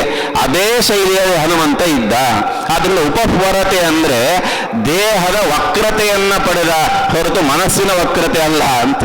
ಆದ್ರಿಂದ ಯಾವುದೇ ದೂತ ತನ್ನ ಸ್ವಾಮಿಯ ಬಳಿಗೆ ವಿಷಯ ನಿರೂಪಣೆ ಮಾಡಬೇಕಾದ್ರೆ, ನಿವೇದನೆ ಮಾಡಬೇಕಾದ್ರೆ ತಾನು ದೇಹದಲ್ಲಿ ವಕ್ರತೆಯನ್ನ ಪಡೆದು ನಮ್ರನಾಗಿ ಅಂಗವಕ್ರನಾಗಬೇಕಾದ್ರೆ ಮನೋವಕ್ರನಾಗಬಾರದು. ಅದು ದೂತನ ಲಕ್ಷಣ ಅಂತ. ಅದನ್ನೇ ದಾಸೋಹಂ ಕೋಸಲೇಂದ್ರಸ್ಯ ರಾಮಸ್ಯ ಕ್ಲಿಷ್ಟ ಕರ್ಮಣಃ ಅಂತ ನಿರೂಪಣೆ ಮಾಡಿದ್ದಾರೆ. ಆದ್ರಿಂದ ರಾಮದೇವರ ಹತ್ರನೇ ವಿಹರಿಸ್ತಾರೆ. ರಾಮದೇವರ ಹತ್ರ ಬಂದ್ರೆ ಮೈದಾಗುತ್ತಾರೆ. ಅರ್ಥವನ್ನು ಹೇಳ್ತಾರೆ ಸುರೋತ್ತಮ ತೀರ್ಥರು. ಬೇರೆ ಯಾರ್ಯಾರೋ ರಾಮದೇವರ ಹತ್ರ ಹೋಗಿ ಬಾಯಿ ಹತ್ರ ಕೈ ಹಿಡಿದು ಬೆನ್ನು ಬಾಗಿಸಿ ಮಾತಾಡುವ ಅರ್ಹತೆ ಇಲ್ಲ. ಏಕಾಂತ ಭಕ್ತರಲ್ಲೇ ಶ್ರೇಷ್ಠರಾದವರು ವಾಯುದೇವರಾದ್ದರಿಂದ ಅವರ ಅವತಾರಾದ ಹನುಮಂತ ಮಾತ್ರ ರಾಮದೇವರ ಜೊತೆಗೆ ಅಷ್ಟು ಏಕಾಂತ ವಿಷಯಗಳನ್ನು ಮಾತಾಡಲಿಕ್ಕೆ, ವಿಷಯಗಳನ್ನು ತಿಳಿಸ್ಲಿಕ್ಕೆ ಸಾಧ್ಯ. ಆದ್ದರಿಂದ ಉಳಿದವರಿಗೆ ಆ ಅಂಗವಕ್ರತೆಯನ್ನು ಕಾಣಲ್ಲ, ಹನುಮಂತನಿಗೆ ಮಾತ್ರ ಇದೆ. ಆದ್ದರಿಂದ ಇನ್ನು ಸಾಧಕ, ರಾಮ ಕಾರ್ಯ ಸಾಧಕರು ಹನುಮಂತ ದೇವರು, ಕೃಷ್ಣ ಕಾರ್ಯ ಸಾಧಕರು ಭೀಮಸೇನ ದೇವರು. ಇಡೀ 18 ಅಕ್ಷೋಹಿಣಿ ಸೈನ್ಯದಲ್ಲಿ ಭೀಮಸೇನ ದೇವರು ಏನು ಯುದ್ಧದಲ್ಲಿ 11 ಅಕ್ಷೋಹಿಣಿ ಸೈನ್ಯವನ್ನು ನಾಶ ಮಾಡಿದರು. ಅದರ ಕಾಲು ಭಾಗ ಅಶ್ವತ್ಥಾಮಾಚಾರ ಮಾಡಿದರು. ಅದಕ್ಕಿಂತ ಕಡಿಮೆ ಮಾಡಿದವರು ಅರ್ಜುನ ಅಂತ. ಅದರಿಂದಲೇ ಗೊತ್ತಾಗ್ತದೆ ತಾರತಮ್ಯ. ವಾಯುದೇವರು ಅಶ್ವತ್ಥಾಮಾಚಾರ ಅಂದ್ರೆ ರುದ್ರದೇವರು, ಅರ್ಜುನ ಅಂದ್ರೆ ಇಂದ್ರ. ಆದ್ರಿಂದ ಅಸುರರ ಸಂಹಾರದಲ್ಲೂ ಕೂಡ ಅವರವರ ಯೋಗ್ಯತೆಗೆ ತಕ್ಕಂತೆ ಪರಮಾತ್ಮನ ಕಾರ್ಯವನ್ನು ಸಾಧನೆ ಮಾಡಿದ್ದಾರೆ. ಅಂತಹ ಅಷ್ಟೇ ಅಲ್ಲ, ಋತಸ್ಯ ಧೇನಾಹ ಸಸ್ರುತಃ ಅನಯಂತ. ರಾಮದೇವರ ಕೆಲಸ ಏನೋ ಮಾಡಿದ್ರು, ಏನು ಬೇಕು ನಿನಗೆ ಅಂತ ಕೇಳಿದಾಗ ಪ್ರವರ್ಧತಾಂ ಭಕ್ತಿರಲಂ ಕ್ಷಣೇ ಕ್ಷಣೆ ತೈಷಮೇಷಾಸ ವಿವರ್ಜಿತ ಸದಾ ಅನುಗ್ರಹಸ್ಥೆ ಮೈ, ನನ್ನಲ್ಲಿ ನಿನ್ನ ಅನುಗ್ರಹ ಇರಲಿ, ನಿರಂತರ ನಿನ್ನಲ್ಲಿ ನನಗೆ ಭಕ್ತಿ ಬೆಳಿತಾನೇ ಹೋಗ್ಲಿ ಅಂತ. ಈ ಕ್ಷಣದಲ್ಲಿ ಇದ್ದ ಭಕ್ತಿಗಿಂತ ಮರುಕ್ಷಣದಲ್ಲಿ ಹೆಚ್ಚಿನ ಭಕ್ತಿ ಬರಬೇಕು. ಆದ್ರಿಂದ ಇಂತಹ ಅಮೃತಮಯವಾದ ಮಾತುಗಳನ್ನು ಯಾರು ಆಡ್ತಾರೋ ಅಂತಹ ಹನುಮಂತ ನಮ್ಮನ್ನ ಕಾಪಾಡಲಿ ಅಂತ ಪ್ರಾರ್ಥನೆ ಮಾಡ್ತಾ ಭೀಮಾವತಾರದ ವರ್ಣನೆ ಮಾಡ್ತಾರೆ. ಪೃಕ್ಷೋವಃ ಪಿತುಮಾನ್ ಅಂತ 2ನೇ ಮಂತ್ರದ ಆದಿಭಾಗದಿಂದ ಭೀಮಸೇನ ದೇವರಿಗೆ ವೇದ ಕೊಟ್ಟ ಹೆಸರು ಪೃಕ್ಷಃ. ಪೃತನ ಕ್ಷಯಕಾರಿತ್ವಾತು ಪೃಕ್ಷ ಇತ್ಯುಚ್ಯತೆ ಅಂತ. ಪೃತನ ಅಂದ್ರೆ ಸೇನೆ. ಇವಾಗಲೇ ಹೇಳಿದಂತೆ ಪರಮಾತ್ಮನ ಭೂಭಾರ ಹರಣ ಕಾರ್ಯದಲ್ಲಿ ಪ್ರಧಾನಾಂಗಂ ಹಿ ಮಾರುತಿ, ಪೂರ್ತಿ ಅದರ ಎಲ್ಲ ಭಾರವನ್ನು ಹೊತ್ತವರು, ತ್ವಯಿಭಾರ ಸಮಾಹಿತ ಅಂತ ಹೇಳಿದಂತೆ ಎಲ್ಲ ಭಾರ ಹೊತ್ತವರು ಅಂದ್ರೆ ಭೀಮಸೇನ ದೇವರು. ಆದ್ರಿಂದ ಕೌರವರ ಸೈನ್ಯವನ್ನು ನುಜ್ಜು ಮಾಡಿದವರಾದ್ದರಿಂದ ಇಡೀ ಸೈನ್ಯ ಸಮೂಹ ನಾಶ ಮಾಡುವವರು ಪೃಕ್ಷಃ. ಅಷ್ಟೇ ಅಲ್ಲ, ಪಿತುಮಾನ್, ಪಿತು ಅಂತಂದ್ರೆ ಅನ್ನ ಅಂತ ಹೇಳಿದ್ದಾರೆ ಇಲ್ಲಿ ವ್ಯಾಖ್ಯಾನದಲ್ಲಿ. ಸಾಮಾನ್ಯ ಲೋಕದಲ್ಲಿ ಪಿತು ಅಂದ್ರೆ ತಂದೆ. ಅದಕ್ಕೆ ಅರ್ಥ ಏನು? ಯಾರು ನಮ್ಮನ್ನ ಪಾಲನೆ ಮಾಡ್ತಾನೋ ಅವನಿಗೆ ಪಿತ ಅಂತ ಹೆಸರು. ಈಗ ನಮಗೆ ಅನ್ನವೇ ನಮ್ಮನ್ನು ಪಾಲನೆ ಮಾಡ್ತಾ ಆದ್ರಿಂದ ಅದು ಪಿತ ಅಂತ. ಹಿಂದೆ ನಾವು ಹಿರಣ್ಯಕಶಿಪುವಿನ ತಪಸ್ಸನ್ನು ಕೇಳ್ತಾ ಅಸ್ಥಿ ಮಾತ್ರ ಜೀವನನಾಗಿದ್ದ, ದೇಹದ ಮುಕ್ಕಾಲು ಭಾಗ ರಕ್ತ ಮಾಂಸ ಮಜ್ಜಾದಿಗಳು ಹೋಗಿತ್ತು, ಅಸ್ಥಿ ಮಾತ್ರ ಗತ ಪ್ರಾಣನಾಗಿದ್ದ ಅಂತ. ಯುಗಕ್ಕೆ ತಕ್ಕಂತೆ ಅಸ್ಥಿಗತ ಪ್ರಾಣ ಆಗಿದ್ದ, ಆಮೇಲೆ ರಕ್ತಗತ ಪ್ರಾಣರಾಗಿದ್ರು, ಈಗ ಅನ್ನಗತ ಪ್ರಾಣರಾಗಿದ್ದಾರೆ ಅಂತ. ಸಂಚಾರದಲ್ಲಿ ನಾವು ಮೈಸೂರಲ್ಲಿ ಸಂಚಾರಕ್ಕೆ ಸ್ವಾಮಿ ಚಾತುರ್ಮಾಸಕ್ಕೆ ಕೂತಾಗ ರಾತ್ರಿ ಹೊತ್ತು ನಾನು ಸಾಮಾನ್ಯ ಫಲಾರನೇ ಮಾಡ್ತಿದ್ದೆ, ಊಟ ಮಾಡ್ತಿರ್ಲಿಲ್ಲ. ಯಾರೋ ಹೋಗಿ ಆರಂಭದಲ್ಲಿ ಇನ್ನು ಸಂಚಾರ ಶುರುವಾಗಿ 1 ತಿಂಗಳು ಆಗಿರಲಿಲ್ಲ, ಸ್ವಾಮಿಗಳ ಹತ್ರ ಹೋಗಿ ಸ್ವಾಮಿ ಒಂದು ರಾತ್ರಿ ಊಟ ಮಾಡಲ್ಲ ಅಂತ ಹೇಳ್ಬಿಟ್ಟು ಮರುದಿವ್ಸ ಬೆಳಗ್ಗೆ ಒಂದು 10 ನಿಮಿಷ ಪಾಠಕ್ಕೆ ಲೇಟಾಗಿ ಹೋದೆ. ಸ್ವಾಮಿಗಳು ಅಲ್ಲೇ ಹೊರಗೆ ನಿಂತ್ಕೊ ನೀನು ಅಂತ ಬಾಗಿಲಲ್ಲೇ ನಿಲ್ಲಿಸಿದ್ರು. ನಾನು ತಡ ಬಂದಿದ್ದಕ್ಕೆ ನಿಲ್ಲಿಸಿರ್ಬೇಕು ಅಂತ ಅನ್ಕೊಂಡೆ. ಒಂದು ಕತೆ ಹೇಳಲಿಕ್ಕೆ ಶುರು ಮಾಡಿದ್ರು ಸ್ವಾಮಿಗಳು. ಇಬ್ಬರು ವಿದ್ಯಾರ್ಥಿಗಳಿದ್ರು, ಇಬ್ಬರಿಗೂ ಗುರುಗಳು ಸರಿಯಾಗಿ ಊಟಕ್ಕೆ ಹಾಕಿ 1 ತಿಂಗಳಾದ್ಮೇಲೆ ಪರೀಕ್ಷೆ ಮಾಡಿದರು. ಇಬ್ಬರಿಗೂ ಸರಿಯಾದ ಅನುಗತವಾದ ಮಾರ್ಕ್ಸ್ ಬಂತು. ಒಬ್ಬನಿಗೆ ಅವತ್ತಿನಿಂದ ಊಟ ಬಿಡಿಸ್ಬಿಟ್ರು, ಅನ್ನ ಹಾಕಲಿಲ್ಲ. ಇನ್ನೊಬ್ಬನಿಗೆ ಊಟಕ್ಕೆ ಹಾಕಿದ್ರು, 1 ತಿಂಗಳಾದ್ಮೇಲೆ ಪರೀಕ್ಷೆ ಮಾಡಿದ್ರು. ಅನ್ನ ತಿಂದವನು ಒಳ್ಳೆ ಮಾರ್ಕ್ಸ್ ತಗೊಂಡ, ಇನ್ನೊಬ್ಬನ ಕಡಿಮೆ ಮಾರ್ಕ್ಸ್ ತಗೊಂಡ ಅಂತ. ಇದು ಯಾಕೆ ಕತೆ ಹೇಳಿದ್ರೆ ಅರ್ಥನೇ ಆಗಲಿಲ್ಲ ನನಗೆ. ಬೆಳಗ್ಗೆ 5 ಕಾಲಾಗಿತ್ತು, ಆವಾಗಿನೇ ಎದ್ದು ಬಂದಿದ್ರು. ಆ ಸ್ವಾಮಿಗಳು ಕೊನೆಗೆ ಕನ್ಕ್ಲೂಡ್ ಮಾಡಿದ್ದೇನು ಅಂದ್ರೆ, ಆದ್ರಿಂದ ಈಗೆಲ್ಲ ಅನ್ನಗತ ಪ್ರಾಣರು ಊಟ ಸರಿಯಾಗಿ ಮಾಡಿದ್ರೆ ಚೆನ್ನಾಗಿ ಓದ್ಬೋದು, ಊಟ ಬಿಡಬೇಡ ರಾತ್ರಿ ಅಂತ ಹೇಳಿ. ಇದನ್ನ ಪಿತುಮಾನ್ ಅನ್ನೋ ಶಬ್ದ ನೋಡ್ಬೇಕಾದ್ರೆ ನೆನಪಾದ್ರಿಂದ ಹೇಳಿದೆ. 10,000 ಹಸ್ತಿ ಪ್ರಮಾಣದ ಊಟವನ್ನು ನಿತ್ಯ ಬಕಾಸುರನೇ ಕೊಡ್ತಾ ಇದ್ರು ಏಕಚಕ್ರ ನಗರದ ವ್ಯಕ್ತಿಗಳು. ಆ ಬ್ರಾಹ್ಮಣನ ಮನೆಗೆ ಆಪತ್ತು ಬಂದಾಗ ಹೋಗಿ, ಅಲ್ಲಿ ಮಹಾಭಾರತ ವರ್ಣನೆ ಮಾಡ್ತದೆ, ಯಾರದೇ ಮನೆಗೆ ಹೋಗಬೇಕಾದ್ರೆ ಇದ್ದಕ್ಕಿದ್ದಂತೆ ನುಗ್ಗಿ ಬಿಡೋದಲ್ಲ. ಮನೆಯಲ್ಲಿ ಹೆಣ್ಮಕ್ಳು ಇರ್ತಾರೆ, ಕೂಸಿರ್ತಾರೆ, ಯಾವ ಅವಸ್ಥೆಯಲ್ಲಿ ಇರ್ತಾರೋ ಏನೋ. ಭೀಮಸೇನ ದೇವರು ಹೋಗಬೇಕಾದ್ರೆ ಮೊದಲಿಗೆ ತಾಯಿಯಾದ ಕುಂತಿಯನ್ನು ಕಳಿಸಿ ಕುಂತಿಗೆ ಕೇಳಿ ಆಮೇಲೆ ಪ್ರವೇಶ ಮಾಡ್ತಾನೆ ಅಂತ. ಇನ್ನೊಬ್ಬರ ಮನೆಯಲ್ಲ, ನಮ್ಮ ಮನೆಯಲ್ಲೇ ಇನ್ನೊಂದು ರೂಮಿಂದ ಇನ್ನೊಂದು ರೂಮಿಗೆ ಹೆಣ್ಮಕ್ಳು ಇರಬೇಕಾದ್ರೆ ಹೋಗಬೇಕಾದ್ರೆ ನಾವು ಅವರ ಆಜ್ಞೆಯನ್ನ, ಅವರ ಅನುಮತಿಯನ್ನು ಪಡೆದೇ ಹೋಗಬೇಕು ಅಂತ ತಿಳಿಸ್ಕೊಟ್ರು. ಹೋಗಿ ಬಂಡಿಯನ್ನವ ಉಂಡಿತು ಕೂಸು, ಬಕನ ಪ್ರಾಣವ ಹಿಂಡಿತು ಕೂಸು. ಆದ್ರಿಂದ ಪಿತುಮಾನ್ ಅಂದ್ರೆ ಭೂರಿ ಅನ್ನ ಉಳ್ಳವರು ಅಂತ. ಅನ್ನ ಶಬ್ದಕ್ಕೆ ಉಪಜೀವ್ಯ ಅಂತ ಅರ್ಥ. ಆಚಾರ ಪ್ರಕಾರ ಅದ್ಯತೆ ಇತಿ ಅನ್ನಂ, ಉಪಜೀವ್ಯವಾದದ್ದು ಯಾವುದು? ಶಾಸ್ತ್ರ, ಮೋಕ್ಷಕ್ಕಾಗಿ. ಆದ್ರಿಂದ ಪಿತುಮಾನ್ ಅಂದ್ರೆ ಆನಂದ ತೀರ್ಥರು ಅನ್ನೋ ಅರ್ಥ ಸಿಗ್ತದೆ. ಮೋಕ್ಷಕರವಾದ ಶಾಸ್ತ್ರವನ್ನು ಕೊಟ್ಟವರು ಅಂತಹ ಆಚಾರ್ಯರು. ಸಪ್ತಶಿವಾಸು ಮಾತೃಷು ಆಶಯೇ.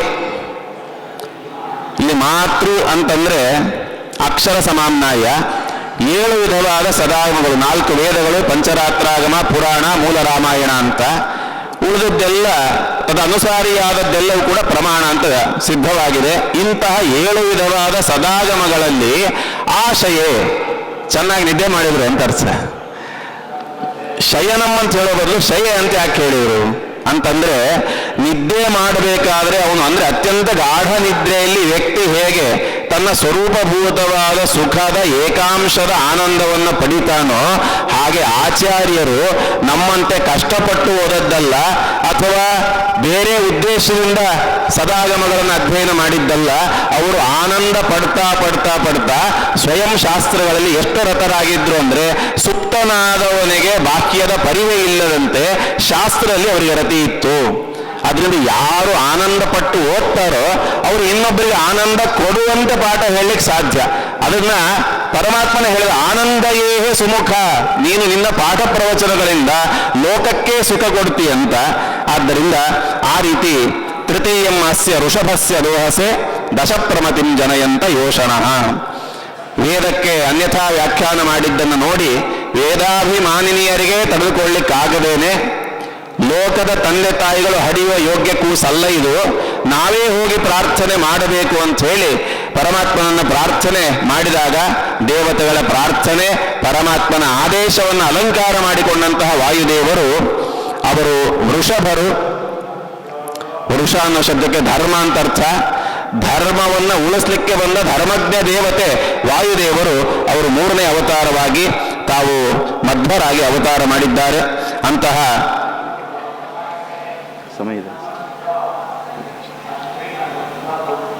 ಅಂತ ಇದು ಪೂರ್ಣ ಪ್ರಜ್ಞರು ಅನ್ನೋ ಅರ್ಥವನ್ನು ತಿಳಿಸುವಂತಹ ವೇದದ ಶಬ್ದ. ದಶೇತಿ ಪೂರ್ಣಮುದ್ದಿಷ್ಟಂ ಸರ್ವಂ ಪೂರ್ಣಮಿಹೋಚ್ಯತೆ ಪ್ರಜ್ಞಾ ಪ್ರಮತಿರುದ್ದಿಷ್ಟ ಪೂರ್ಣ ಪ್ರಜ್ಞೆಸ್ತತಸ್ಮೃತಃ ಅಂತ ಹೇಳಿ ಪಂಚರಾತ್ರ ಸಂಹಿತೆಯ ವಾಕ್ಯವನ್ನು ಉದಾಹರಿಸಿ 1 ರಿಂದ 9 ಸಂಖ್ಯೆ, ಆಮೇಲೆ ಸಂಖ್ಯೆಗಳೇ ಇಲ್ಲ, ಆಮೇಲೆ ಬರುವ ದಶ, ಶತ, ಸಹಸ್ರ, ಅಯುತ, ಲಕ್ಷ ಈ ಎಲ್ಲ ಸಂಖ್ಯೆಗಳು ಕೂಡ ಸಂಖ್ಯಾಶಾಸ್ತ್ರದ ಪ್ರಕಾರ ಅವು ಪೂರ್ಣ ಅನ್ನೋ ಅರ್ಥವನ್ನು ಹೇಳ್ತದೆ. ಆದ್ದರಿಂದ ದಶ ಪ್ರಮತಿ ಅಂದ್ರೆ ಪೂರ್ಣ ಪ್ರಜ್ಞಾ ಅಂತ ಅರ್ಥ. ಆದ್ದರಿಂದ ಪೂರ್ಣ ಪ್ರಜ್ಞಾಚಾರ್ಯರು ಅವತಾರ ಮಾಡಬೇಕು ಅಂತ ದೇವತೆಗಳು ಪ್ರಾರ್ಥನೆ ಮಾಡಿದ್ದಾರೆ. ಮುಂದಿನ ಮಂತ್ರದಲ್ಲಿ ಆಚಾರ್ಯರು ಮಾಡಿದಂತಹ ಶಾಸ್ತ್ರ ರಚನೆ ಮಧ್ವರೂಪಗಳಿಂದ ಅವರು ಬುದ್ಧಾತ್ ಮಹಿಷಸ್ಯ ವರ್ಪಸಃ ಈಶಾನಾಸಃ ಶವಸಃ ಕ್ರಂತ ಸೂರಯ. ದೇವತೆಗಳೆಲ್ಲ ಯಾವ್ಯಾವ ದೇವತೆಗಳು? ಈಶಾನಾಸಃ ಸಮರ್ಥರಾದ ರುದ್ರಾದಿ ಗಣಗಳು ಅಂತ ವ್ಯಾಖ್ಯಾನ ಮಾಡಿದ್ದಾರೆ. ರುದ್ರಾದಿ ದೇವತೆಗಳು ಬುದ್ಧ ಅಂತ ವಾಯುದೇವರಿಗೆ ಹೆಸರು ಹೇಳಿದ್ರು. ಯಾಕೆಂದ್ರೆ ಬುಧರನ್ನ ನಯನ ಮಾಡ್ತಾರಾದ್ದರಿಂದ ಇವರಿಗೆ ಬುದ್ಧ ಅಂತ ಹೆಸರು. ಸಯೇನಾನ್ ಬ್ರಹ್ಮಗಮಯತಿ ಅಂತ ಹೇಳಿ ಇವರು ಯೋಗ್ಯ ಜೀವಿಗಳನ್ನ ಮೋಕ್ಷಕ್ಕೆ ಕರೆದೊಯ್ಯುವ ದೇವತೆ ಆದ್ದರಿಂದ ಬುದ್ಧ. ಅಂತಹ ವಾಯುದೇವರ ಅನುಗ್ರಹದಿಂದ ದೇವತೆಗಳೆಲ್ಲ ಆತ್ಮತತ್ವವನ್ನ ಪರಮಾತ್ಮ ತತ್ವವನ್ನು ತಿಳಿದ್ರು. ಹೇಗೆ ತಿಳಿದ್ರು? ಕಷ್ಟಪಟ್ರ ಅಂದ್ರೆ ಇಲ್ಲ, ಶವಸ ನಿರಕ್ರಂತ ಸೂರಯ ಅನಾಯಾಸವಾಗಿ ತಿಳಿದ್ರು. ಅಷ್ಟು ಅದ್ಭುತವಾಗಿ ಆಚಾರ್ಯವರಿಗೆ ಉಪದೇಶ ಮಾಡಿದ್ದಾರೆ ಅಂತ. ವರ್ಪಸಃ ಪರಮಾತ್ಮನ ಗುಣಗಳ ಬಗ್ಗೆ ತಿಳ್ಕೊಂಡಿದ್ದಾರೆ. ಅಂತಹ ವಾಯುದೇವರ ಅವತಾರದ ಬಗ್ಗೆ ತಿಳಿಸ್ತಾ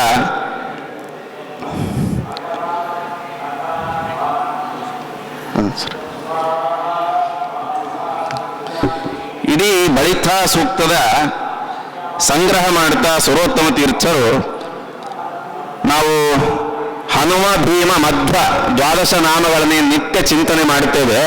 ಆ ಎಲ್ಲ 12 ನಾಮಗಳು ಈ 5 ಮಂತ್ರಗಳಲ್ಲಿ ಸೂಚಿತ ಆಗಿದೆ ಸ್ಪಷ್ಟವಾಗಿ ಅಂತ ಕೊನೆಗೆ ಅದನ್ನ ಪ್ರವರ್ಗಾರ್ಥ ಅಂತ ನಿರೂಪಣೆ ಮಾಡಿದ್ದಾರೆ. ಅದನ್ನೊಂದು ಹೇಳಿ ನನ್ನ ಮಾತನ್ನು ಮುಗಿಸ್ತೇನೆ. ಪ್ರಥಮಂ ವಪುಹು ಅಂತ ಹೇಳಿದ್ರು. ಹನುಮಂತ ವಾಯುದೇವರ 3 ಅವತಾರಗಳಲ್ಲಿ ಮೊದಲನೇ ಅವತಾರ. ಆದ್ದರಿಂದ ವಾಯುಪುತ್ರ ಅನ್ನೋ ಹೆಸರು ಬಂದಾಯ್ತು. ಋತಸ್ಯ ಧೇನಾಹ ಅಂತನ್ನೋ ಮಾತಿನಿಂದ ರಾಮೇಷ್ಟ ಅಂತ ರಾಮದೇವರಿಗೆ ಅತ್ಯಂತ ಇಷ್ಟರಾದವರು. ಯಾಕೆಂದ್ರೆ ಸೀತಾದೇವಿಗೆ ಮಾತು ಮುಟ್ಟಿಸಬೇಕಾದ್ರೆ ಇಷ್ಟನಾದವನಿಗೆ ಹೇಳ್ತಾನೆ ಹೊರತಾಗಿ ಯಾರ್ಯಾರಿಗೂ ಕರೆದು ಹೇಳಲ್ಲ. ಇನ್ನ ಸಾಧುತ ರಾಮಕಾರ್ಯ ಸಾಧಕ ಮಹಾಬಲ ದಶಗ್ರೀವಸ್ಯ ದರ್ಪ ಈ ಎಲ್ಲ ನಾಮಗಳು ಕೂಡ ಸಾಧಕ ಅನ್ನೋ ಶಬ್ದ ಬಂದಿದೆ. ಧೇನಾಹ ಅನಯಂತ ಅನ್ನೋದ್ರಿಂದ ಅಮಿತ ವಿಕ್ರಮತ್ವ ಅವರಲ್ಲಿ ಬಂತು. ಯಾಕೆಂದ್ರೆ ಉರವಿಕ್ರಮಣಶ್ಚೈವ ಸೀತಾ ಸಂದೇಶಹಾರಕಃ. ಆದ್ದರಿಂದ ಲಕ್ಷ್ಮಣ ಪ್ರಾಣದಾತಾಚ ದಶಗ್ರೀವಸ್ಯ ದರ್ಪಃ, ಇದೆಲ್ಲ ಸಂಗ್ರಹ ಆ ಶಬ್ದದಿಂದ ಆಗಿದೆ. ಇನ್ನು ಭೀಮಸೇನ ದೇವರ ನಾಮಗಳು ದ್ವಿತೀಯಂ ವಪುಃ ಅನ್ನೋದರಿಂದ ಭೀಮಸೇನ ದೇವರು ಸಿದ್ಧರಾಗಿದ್ದಾರೆ. ವೃಕ್ಷಃ ಅನ್ನೋದರಿಂದ ಮಹಾಬಲಃ ಗದಾಪಾಣಿಹಿ, ಯಾಕೆ ನಾಶ ಮಾಡಬೇಕಾದ್ರೆ ಅವರು ಬೇರೆ ಅಸ್ತ್ರವನ್ನಾಗಲಿ ಶಸ್ತ್ರವನ್ನಾಗಲಿ ಬಳಕೆ ಮಾಡದೆ ಇತರ ದೇವತೆಗಳನ್ನು ನಮಸ್ಕಾರ ಮಾಡಲ್ಲ ಅಂತ ಭಾಗವತ ಧರ್ಮವನ್ನು ಪಾಲನೆ ಮಾಡ್ತಾ ಗದಾಯುದ್ಧವನ್ನು ಮಾತ್ರ ಮಾಡಿ ಗದಾಪಾಣಿಯಾಗಿದ್ದಾರೆ. ದುಶ್ಯಾಸನ ವಿನಾಶನಃ ಅನ್ನೋ ಶಬ್ದ ಕೂಡ ನಾಮ ಕೂಡ ಅಲ್ಲಿ ಸಂಗ್ರಹ ಆಗಿದೆ. ಇದಾದ ಮೇಲೆ ಜರಾಸಂಧಾಂತ ಕೃತು, ಅದು ಕೂಡ ಪೃಕ್ಷಃ ಅನ್ನೋ ಶಬ್ದದಿಂದ ಸಂಗ್ರಹ ಆಯಿತು. ವೀರಃ ಅಂತ. ಪಿತುಮಾನ್ ಅನ್ನೋದರಿಂದ ರುಕೋದರ ಅನ್ನೋ ಹೆಸರು ಬಂದಿದೆ. ಅದು ಆಚಾರ್ಯರ ಇತಿಹಾಸದಲ್ಲಿ ಪ್ರಸಿದ್ಧವಾದದ್ದು. ಊಟ ಆದ ಮೇಲೆ ದ್ವಿಶತಾಧಿಕೈ ಫಲೈಹಿ, 200ಕ್ಕಿಂತ ಹೆಚ್ಚು ನೇಂದ್ರೆ ಬಾಳೆಹಣ್ಣು ತಿಂದರೂ ಮೊದಲಿಗಿದ್ದ ಹೊಟ್ಟೆ ಸ್ವಲ್ಪವೂ ಆಚೆ ಈಚೆ ಆಗಲಿಲ್ಲ. ಅದಾದ ಮೇಲೆ ಇನ್ನೊಂದು ಬಾರಿ 30 ಕೊಡಕ್ಕಿಂತ ಅಧಿಕ ಹಾಲು ಕುಡಿದ್ರು ಹೊಟ್ಟೆ ಆಚೆ ಈಚೆ ಆಗಲಿಲ್ಲ. ಗುರುಗಳು ಕೇಳಿದ್ರೆ ಹೆಂಗ್ ಸಾಧ್ಯ? ಅಂಗುಷ್ಠ ಮಾತ್ರಂ ಜಠರೆ ಪ್ರತಿಷ್ಠಿತಂ ಜಾಗ್ಯಲ್ಯಮಾನಂ ಮಮ ಜಾತ ವೇದಸಂ ನಿತ್ಯಂ ಹಿತಂ, ಅದು ವಿಶ್ವ ದಹನವನ್ನೂ ಮಾಡ್ತದೆ, ವಿಶ್ವಕ್ಕೆ ಹಿತವೂ ಆಗಿದೆ. ಇದು ನರಸಿಂಹದೇವರಲ್ಲಿರುವ ವಿರುದ್ಧ ಧರ್ಮಾಧಿಕರಣತ್ತರ ಅದರ ಉಪಾಸನೆ ಮಾಡಿದ್ರಿಂದ ಒಂದೋ ದಾಹಕ ಆಗಬೇಕು, ಇಲ್ಲ ಹಿತ ಆಗಬೇಕು, ಎರಡೂ ಅದರಲ್ಲಿ ಇದೆ. ಆದ್ದರಿಂದ ಅದು ನರಸಿಂಹೋಪಾಸನೆಯ ಫಲ, ಅದು ರುಕೋದರತ್ವ ಅವರಿಂದ ಗೊತ್ತಾಗಿದೆ. ಈ ರೀತಿ ಭೀಮಸೇನ ದೇವರ ನಾಮಗಳನ್ನು ಸಂಗ್ರಹ ಮಾಡಿ ಕೊನೆಗೆ ಮಧ್ವ ತೃತೀಯಮ್ಮಸ್ಯ ಋಷಭಸ್ಯ ಅನ್ನೋದರಿಂದ ಅದು ಮಧ್ವಾಚಾರ್ಯರ ನಾಮಗಳನ್ನು ಸಂಗ್ರಹ ಮಾಡಿದ್ದಾರೆ. ದಶಪ್ರಮತಿ ಅನ್ನೋದರಿಂದ ಆನಂದ ತೀರ್ಥರು, ಪೂರ್ಣಪ್ರಜ್ಞರು, ಯತೀಶ್ವರರು ಅನ್ನೋ ನಾಮಗಳ ಸಂಗ್ರಹ ಆಗಿದೆ. ನಿರ್ಯದೀಂ ಬುದ್ಧಾನ್ ಅನ್ನೋದರಿಂದ ಜ್ಞಾನದಾತ, ಮಧ್ವೋ ಧ್ವಸ್ತ ದುರಾಗಮ, ತತ್ವಜ್ಞ, ವೈಷ್ಣವಾಚಾರ್ಯ, ಎಲ್ಲ ಶಬ್ದಗಳು ಕೂಡ ಅದು ದೇವತೆಗಳು ಉಪದೇಶ ಮಾಡಿದ್ದಾರೆ ಅನ್ನೋದರಿಂದ ಗೊತ್ತಾಗ್ತದೆ. ಈ ರೀತಿ ಹನುಮ ಭೀಮ ಮಧ್ವಾವತಾರಗಳ ಸಂಗ್ರಹವನ್ನು ಮಾಡಿ ಕೊನೆಯ ಮಂತ್ರದ ಸಾರ ಏನು ಅಂದರೆ, ಆಚಾರ್ಯರು ವೇದ ಮಂತ್ರಗಳನ್ನು ವ್ಯಾಖ್ಯಾನ ಮಾಡಬೇಕಾದ್ರೆ ತುಂಬ ನಿಧಾನವಾಗಿ ಅಲ್ಲಲ್ಲಿ ಪ್ರಮಾಣಗಳನ್ನು ಸೂಚನೆ ಮಾಡಿ ವ್ಯಾಖ್ಯಾನ ಮಾಡಿದರು. ಮಹಾಭಾರತಾದಿಗಳ ವ್ಯಾಖ್ಯಾನ ಮಾಡಬೇಕಾದ್ರೆ ಅತಿ ವೇಗವಾಗಿ ವ್ಯಾಖ್ಯಾನ ಮಾಡಿದರು. ಪೌರುಷೇಯ ಗ್ರಂಥಗಳ ವ್ಯಾಖ್ಯಾನದಲ್ಲಿ ಅತಿತರವಾದ ವೇಗ, ವೇದಗಳ ವ್ಯಾಖ್ಯಾನದಲ್ಲಿ 3 ಅರ್ಥವನ್ನು ಹೇಳ್ತಾರೆ. ಋಗ್ಭಾಷ್ಯವನ್ನು ನೋಡಿದರೆ ಅಲ್ಲಲ್ಲಿ ನಿಧಾನವಾಗಿ ಮಾಡಿದರು. ಯಾಕೆ ಅಂದರೆ ವೇದ ಮರ್ಯಾದೆಯನ್ನ ರಕ್ಷಣೆ ಮಾಡಿಕೊಂಡು ವೇದ ವ್ಯಾಖ್ಯಾನ ಮಾಡಿದರು. ಪೌರುಷೇಯ ಗ್ರಂಥಗಳನ್ನು ವ್ಯಾಖ್ಯಾನ ಮಾಡಬೇಕಾದ್ರೆ ವೇದವ್ಯಾಸರ ಅನುಗ್ರಹ ಎಷ್ಟಿದೆ ಅಂದರೆ ಆ ವ್ಯಾಖ್ಯಾನಕ್ಕೆ ನಾನು ವ್ಯವಧಾನ ಮಾಡುವ ಅವಶ್ಯಕತೆ ಇಲ್ಲ ಅಂತ ತಮ್ಮ ಸರ್ವಜ್ಞತೆಯನ್ನು ತಿಳಿಸಿಕೊಟ್ಟದ್ದು ಆಚಾರ್ಯರ ಶೈಲಿ. ಅಂತಹ ಪ್ರಾಣಾಗ್ನಿ ಸೂಕ್ತ ಪ್ರತಿಪಾದ್ಯರಾದ ವಾಯುದೇವರು ಹನುಮ ಭೀಮ ಮಧ್ವರು ನಮ್ಮನ್ನು ಕಾಪಾಡಲಿ. ಪದ್ಮತೀರ್ಥ, ಅಲ್ಲಿ ಈ ಅನ್ನೋದು ಶಬ್ದಕ್ಕೆ ಪದ್ಮಾಕರನಾದಂತಹ ಪರಮಾತ್ಮ ಅಂತೂ ಅರ್ಥ ಮಾಡಿದ್ದಾರೆ. ಆದ್ದರಿಂದ ಪದ್ಮಾಕರನಾದ ಪರಮಾತ್ಮನಿಗೆ ಅನಯಂತ ಸಸ್ರತಃ, ಒಳ್ಳೊಳ್ಳೆ ಮಾತುಗಳನ್ನು ಹೇಳೋರು ವಾಯುದೇವರು ಅಂತ.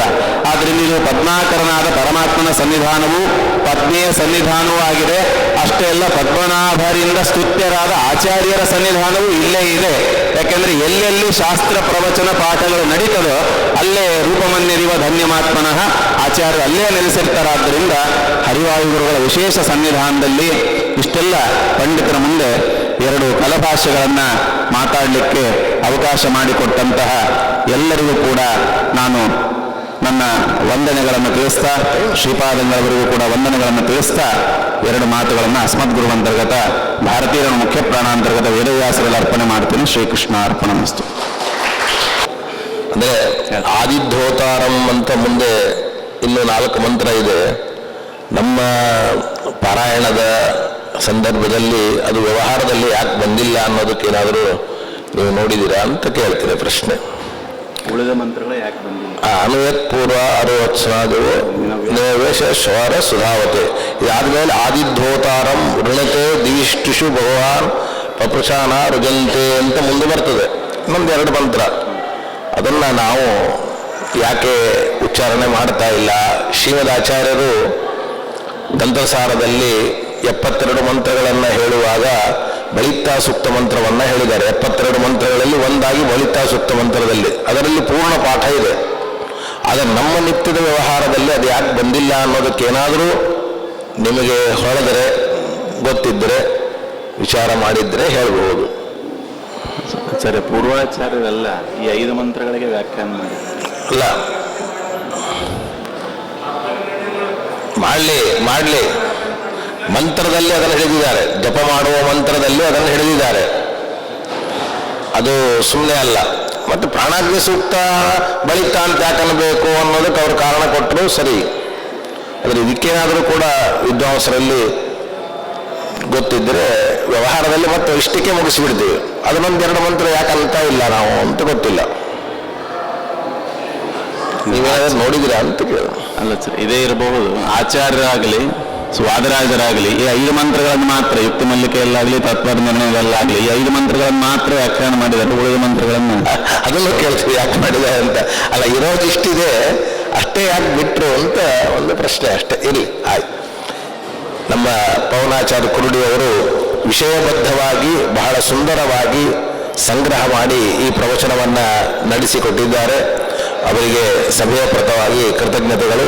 ಪಂಡಿತ ವಿದ್ಯಾಧೀಶಾಚಾರ್ಯರು ಬಂದು ಅವರಿಗೆ ಸನ್ಮಾನವನ್ನು ಮಾಡಬೇಕು.